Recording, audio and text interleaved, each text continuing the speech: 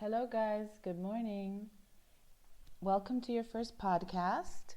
And this is going to be for reading class. We're going to start our new lecture. Your lecture starts on page 258, The Marble Champ, and it's by Gary Soto. So we're going to start the lecture actually on page 260.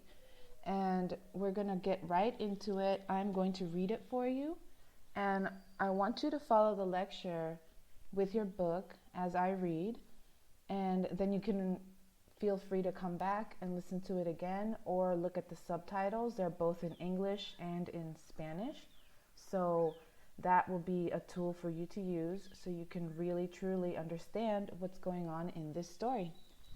All right, so let's start on page 260. And here it goes.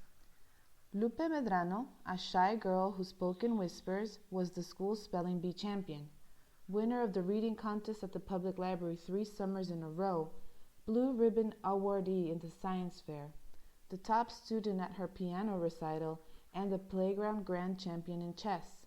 She was a straight A student, and not counting kindergarten when she had been stung by a wasp, never missed one day of elementary school. She had received a small trophy for this honor and had been congratulated by the mayor. But though Lupe had razor-sharp mind, she could not make her body, no matter how much she tried, run as fast as the other girls. She begged her body to move faster, but could never beat anyone in the 50-yard dash. The truth was that Lupe was no good in sports.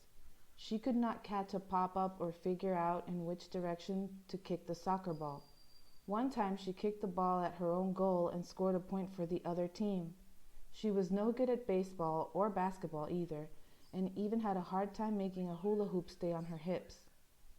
It wasn't until last year, when she was 11 years old, that she learned how to ride a bike, and even then she had to use training wheels. She could walk in the swimming pool but couldn't swim, and chanced roller skating only when her father held her hand. Okay, we're going on to the next page. I'll never be good at sports, she fumed one rainy day, as she lay on her bed gazing at the shelf her father had made to hold her awards. I wish I could win something, anything, even marbles. At the word marbles, she sat up. That's it. Maybe I could be good at playing marbles. She hopped out of bed and rummaged through the closet until she found a can full of her brother's marbles. She poured the rich glass treasure on her bed and picked 5 of the most beautiful marbles. She smoothed her bedspread and practiced shooting, softly at first so that her aim would be accurate. The marble rolled from her thumb and clicked against the targeted marble, but the target wouldn't budge. She tried again and again. Her aim became accurate, but the power from her thumb made the marble move only an inch or 2. Then she realized that the bedspread was slowing the marbles. She also had to admit that her thumb was weaker than the neck of a newborn chick. Okay, so we're going to stop here. We stopped at page 262, and we're going to pick up there next time. So I'm going to let you guys comment if you have any questions about the story.